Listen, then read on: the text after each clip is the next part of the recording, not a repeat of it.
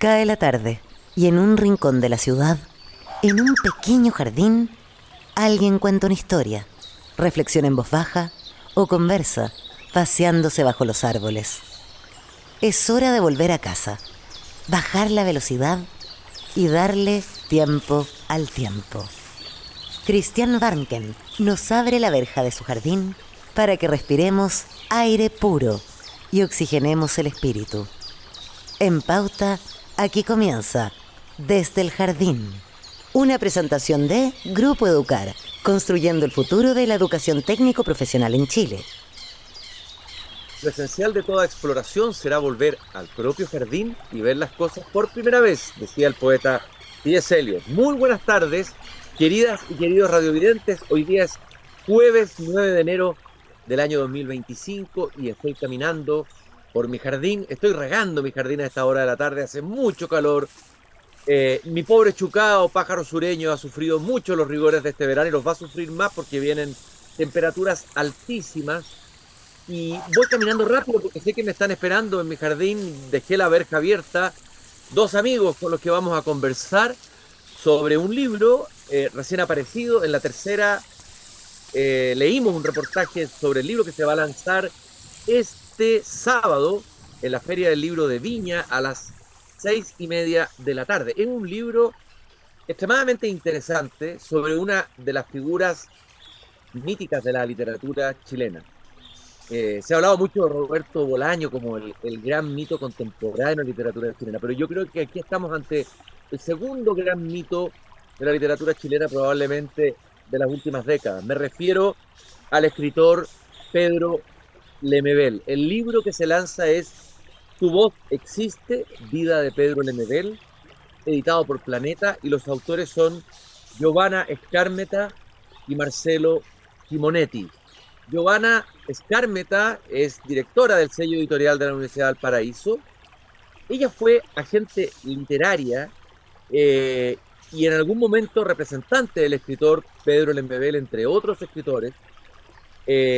Fue coordinadora académica del Magíster en Edición de la Universidad de Coportales. En fin, trabaja también en jurado del Consejo Nacional del Libro y la Lectura. Conduce un segmento dedicado a la difusión de libros en la entrañable Radio Valentín Letelier allá en Valparaíso.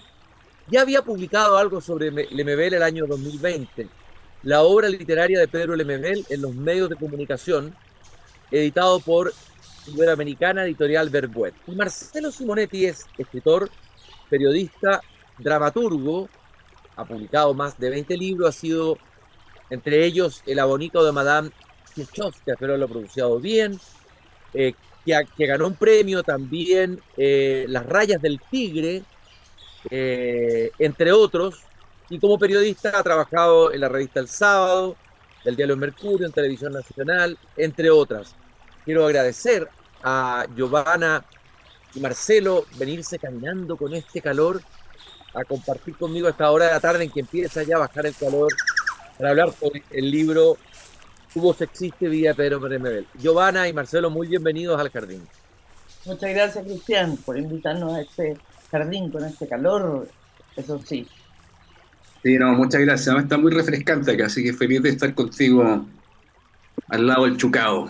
Eso, siéntense ahí, mira, hay una pequeña fuente de agua, yo les voy a traerle mate, café y después otros bebestibles a medida que pase la hora.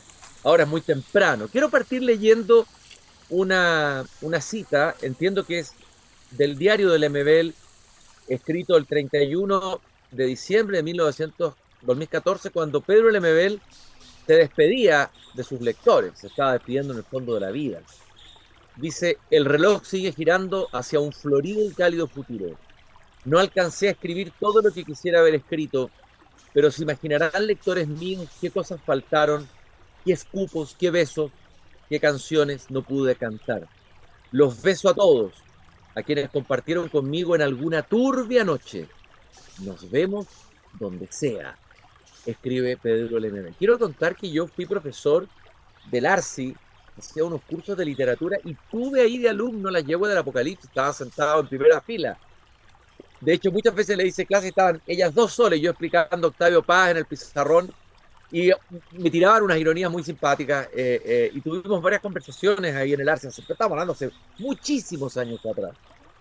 Eh, Quiero preguntarte a ti, Giovanna, si tuviste una relación cercana con Pedro Lemebel, eh, ¿cuándo decidiste hacer esta biografía y por qué?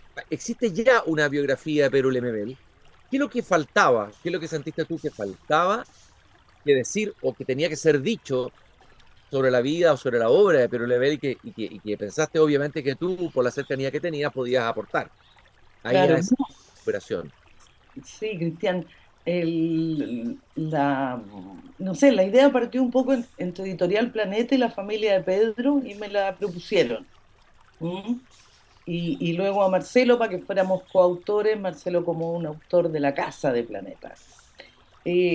Sí, claro, tú tienes razón, hay libros sobre Pedro, hay varios y ahora último incluso acaba de salir uno más personal de Juan Pablo Sutherland.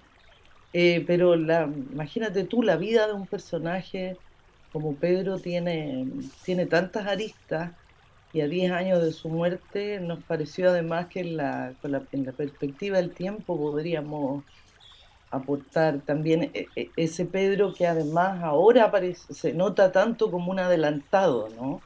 Con todo el tema del estallido social y todo, que eran las propias consignas de Pedro en su momento. Entonces, con el tiempo también es un Pedro distinto, ¿no? Adelantado para nosotros. Y este libro, entiendo por lo que leí, que ustedes lo escribieron o lo iniciaron o se escribió durante la pandemia, es decir, en un momento de extremo encierro. ¿Y cómo lo trabajaron, Marcelo? ¿Cómo fue eso de escribir este libro? ¿Cuánto determina también a la forma como escribieron el libro el haberlo hecho en ese periodo tan especial para todos nosotros, ¿no es cierto? Eh, Sí, mira, a ver, por un lado, una instancia que nos sirvió como refugio para sobrellevar la pandemia. Eh, y trabajaba un poco desde la incertidumbre porque en esos días uno no sabía qué iba a ocurrir, ¿no? Entonces, estuvimos, yo creo que cerca de 3 años más o menos haciendo la investigación. Como no se podía salir, trabajamos mucho por Zoom.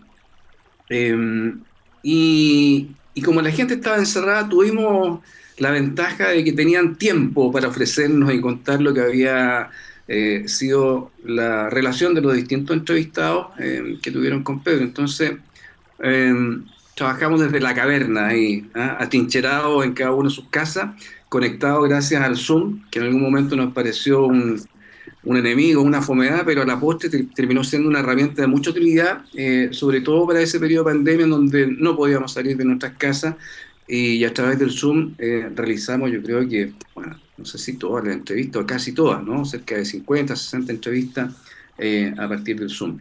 Y como te decía, fue una instancia bien interesante porque adentrarse en la vida de un personaje como Pedro, que es tan complejo, que tiene tantas aristas, nos llevó, digamos, a vivir un poco dentro de su atmósfera, dentro de su mundo.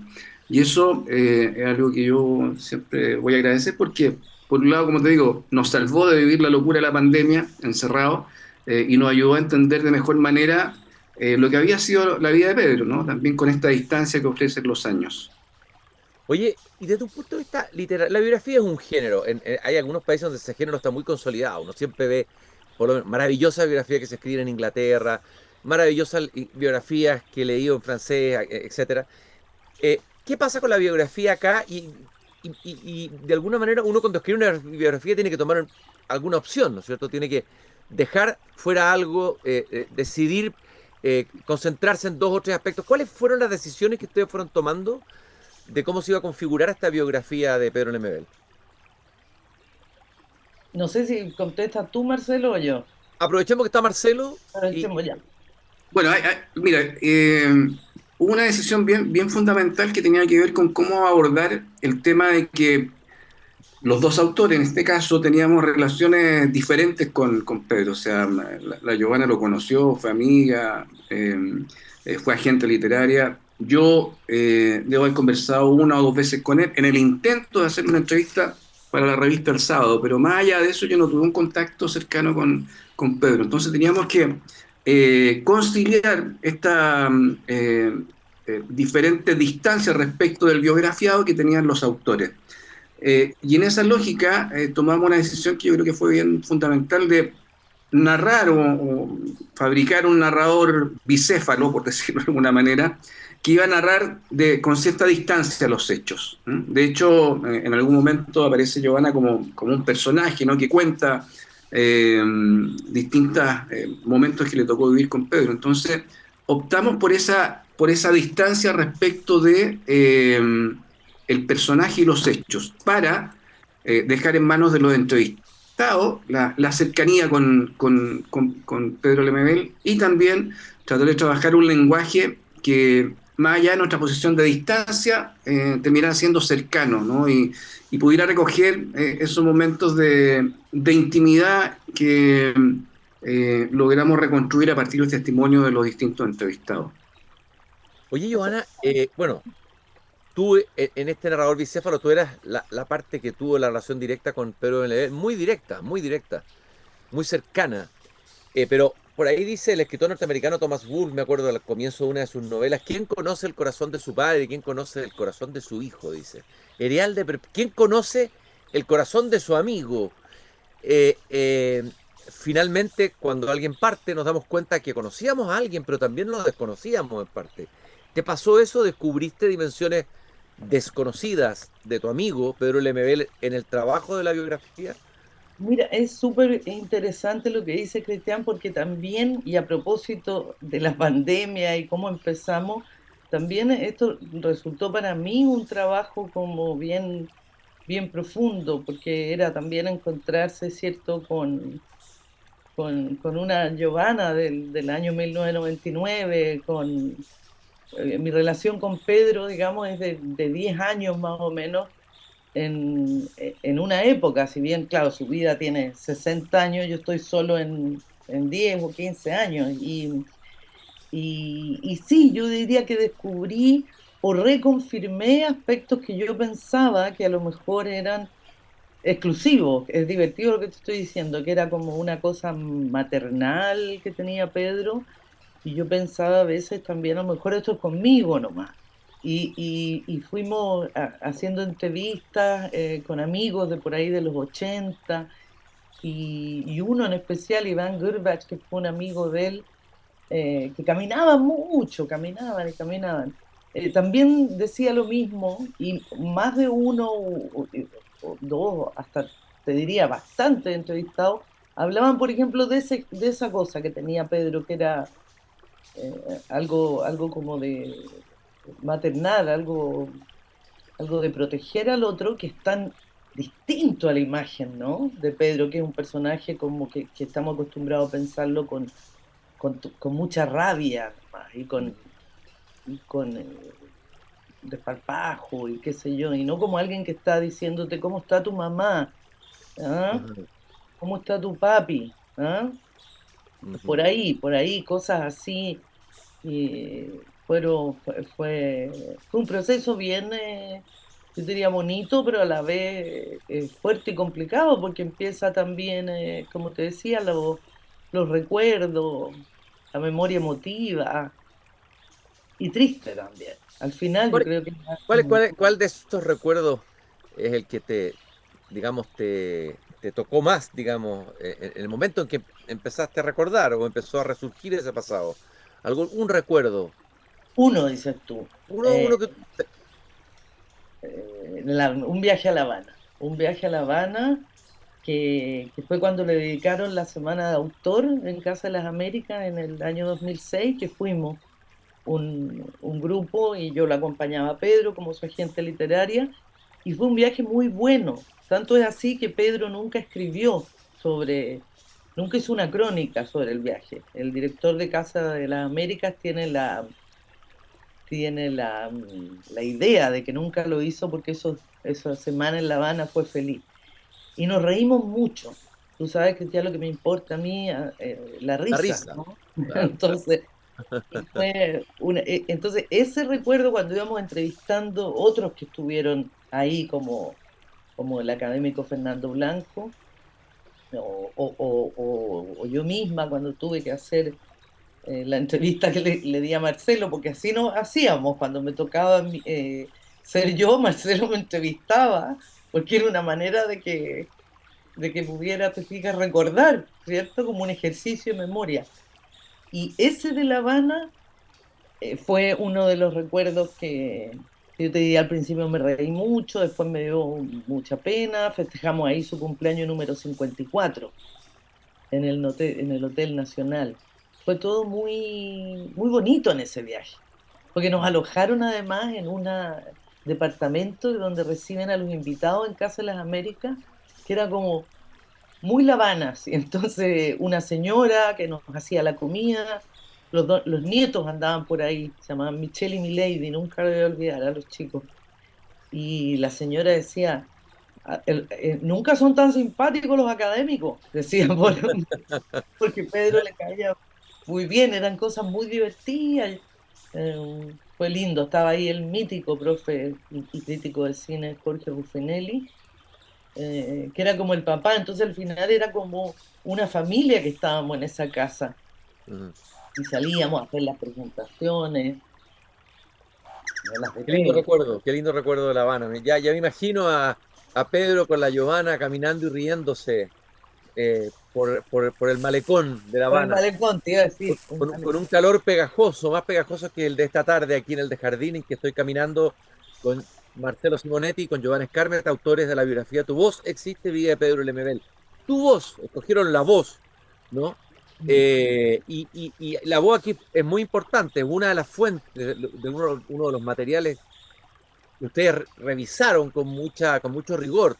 Todas las grabaciones de los programas, entiendo, que tenía Pedro Lemebel en Radio Tierra. A ver, Marcelo, ¿por qué decidieron usar esa fuente y trabajar, recoger todo eso? ¿Y qué encontraron ahí escuchando programas de Radio Tierra durante la pandemia, todos los días, me lo imagino, ¿no? Una radio que ya no estaba, un autor que ya no estaba. Cómo fue aquello?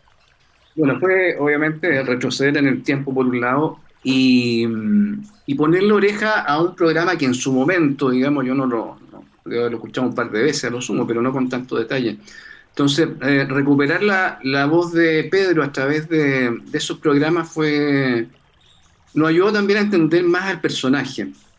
Yo creo que ese espacio que tuvo en Radio Tierra fue bien especial porque yo creo que él es uno de los pocos escritores, cuando menos chilenos, que llegó a la gente más que por su palabra escrita, por la palabra dicha, ¿no? Por la oralidad.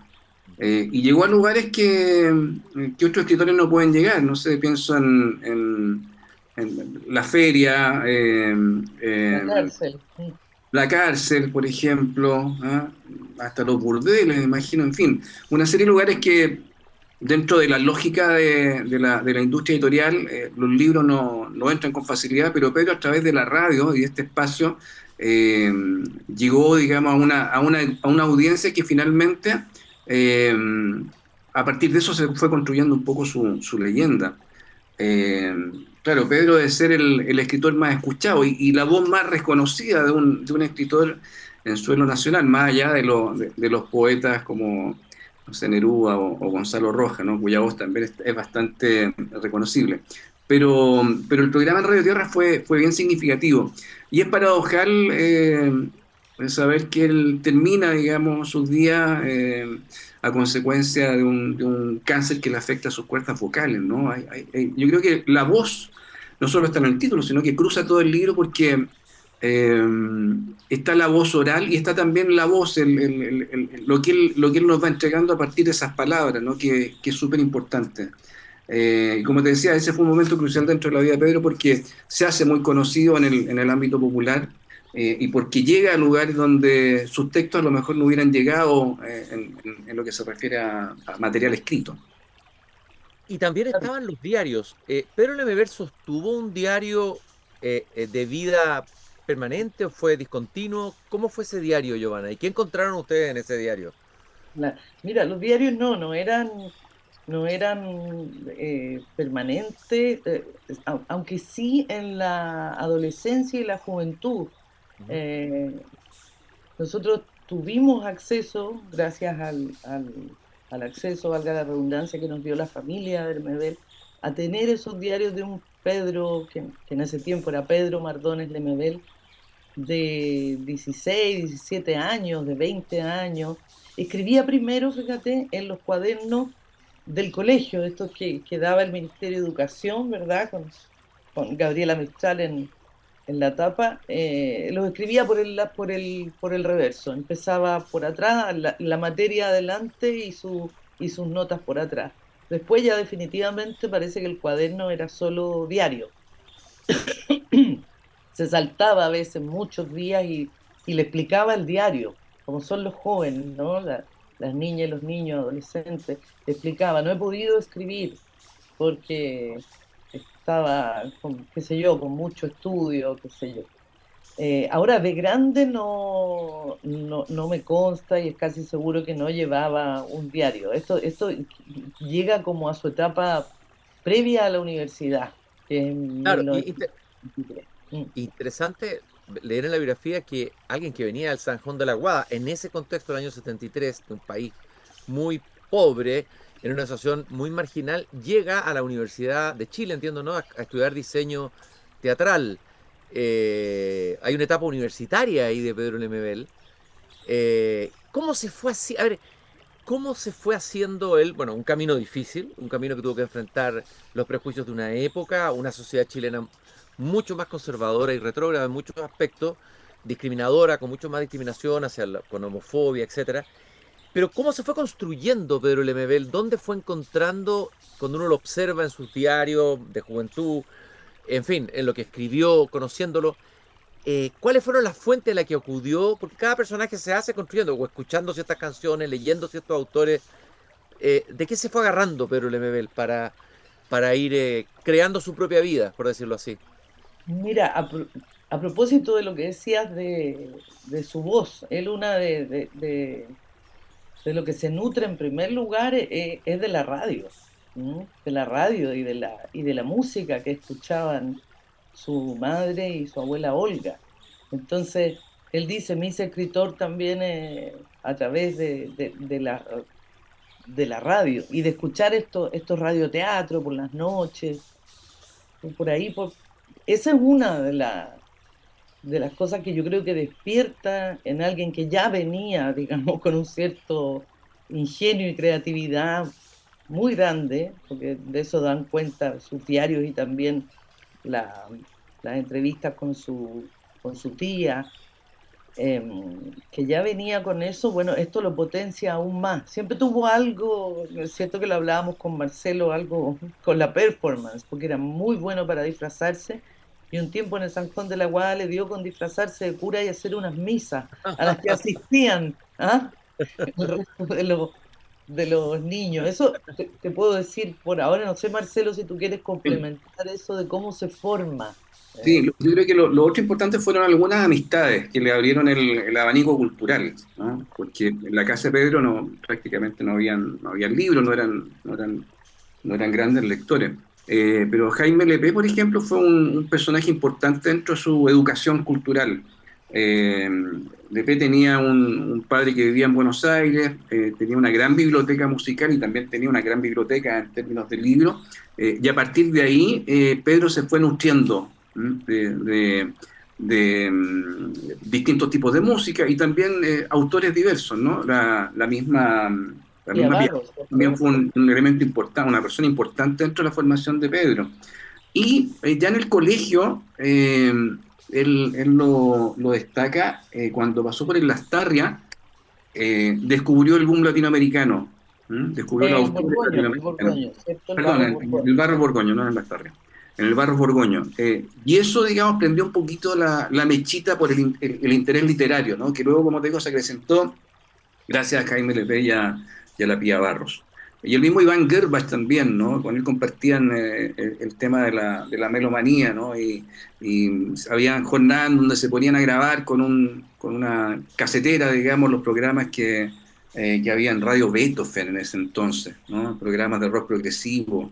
En fin, por ahí se fue armando la voz de Pedro y este escritor. A propósito de las canciones, bueno, todos los capítulos de esta biografía que ustedes escribieron tiene como epígrafes canciones, ¿no? Sí, Todo tipo de canciones, ¿no es cierto? Desde canciones del Quilapayuna, de la Llorona de Chabela Vargas, en fin. Esas canciones que escogieron eran canciones emblemáticas de Pedro Lemebel, que estaban, formaba parte de su memoria musical, su propio Spotify, por decirlo, su lista propia Spotify interior, ¿no? De sí, Pedro de Lemebel. hecho el título es una canción de Lucha Reyes, Tu voz existe, y que también está dentro como epígrafe. Sí, son autores perdón, músicos que le gustaban, como también Hervé Vilar, que hasta escribe en uno de los diarios sobre él. Eh, ¿Quién más, Marcelo? Manu Chao, que fue a Manu concierto, me Chao. acuerdo que vivió alguna vez. Oye, Paquita mira, del ahora, Barrio, Chabela Paquita Vargas. la del barrio. Claro, Paquita la del barrio, imagínate tú que Pedro, en su programa cancionero, la cortina era Invítame a pecar de Paquita la del barrio. ¿Ah? Ah, ya. Entonces, claro, esa tenía que estar. Eh, Juan Víctor Gabriel, Jara. Juan ¿Cómo? Gabriel, Juan Gabriel, ¿no? De todas maneras, pues, Juan Gabriel, claro que sí. Y eso porque pusimos puro de habla hispana, pero fíjate que el conocimiento de Pedro de la música era muy amplio. Ahí hay una de las cosas que también nos llamó la atención es su conocimiento del rock anglo. Era bueno, un melómano desde todo punto de vista, no así un gran lector, a propósito de tu pregunta anterior. Ujú. Él era un lector que sabía qué tomar y qué leer del autor, por ejemplo, de Gilles Deleuze y de Félix Guattari, que le gustaban mucho e inspiraron mucho también su forma de escribir. Él sabía qué leer en aquella época a propósito del Arcis que tú decías, del Arcis donde circulaban las fotocopias, ¿no? Y todas estas académicas, la Nelly Richard, la Soledad Bianchi, qué sé yo. Eh, Después, claro, Néstor Perlonguer. Nosotros intuimos que tiene que haber leído a Severo Sardú y a Lezama Lima, ¿verdad? Manuel Puig, yo imagino Manuel Puig. Sí, Totalmente. sí. ¿Ah? De Sí, hecho, él reconoce que fue una influencia súper fuerte al momento de escribir Tengo miedo torero. Es más, él vio primero la película y después leyó el libro, por la película que flashó, digamos.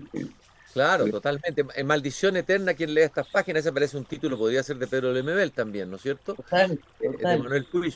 Oye, ¿en qué estaba? Está tan interesante esta conversación que deberíamos haber hecho dos programas, no uno, pero se nos va a ir el tiempo. Estamos caminando lento, porque hace mucho calor en el jardín, así que no, lo hemos hecho pausado y no acelerado. Eh, eh, ¿En qué estaba Pedro Lemebel cuando lo pilla la enfermedad, cuando lo pilla la muerte? ¿En qué proceso estaba? Lemebel fallece de qué edad? 32 años. Ya. Eh, eh, es decir, todavía le quedaba un periodo perfectamente de escritura. En qué proceso estaba él cuando lo pilla la enfermedad? ¿Y qué pasa con él? ¿Qué es lo que se logra atisbar o vislumbrar de ese último periodo de Pedro Lemebel, Giovanna? Mira, si bien Pedro ya había tenido un cierto reconocimiento que se da el 2001 con Tengo miedo torero y empiezan las traducciones, ya el 2003, 2002, las intentonas por hacer la película, las miles de invitaciones al extranjero, la conferencia en Harvard, el viaje a Stanford, a La Habana, había tenido, empezaba, yo creo, al fin a poder ser aún más leído y más reconocido justo en el periodo en que comienza el cáncer en 2010.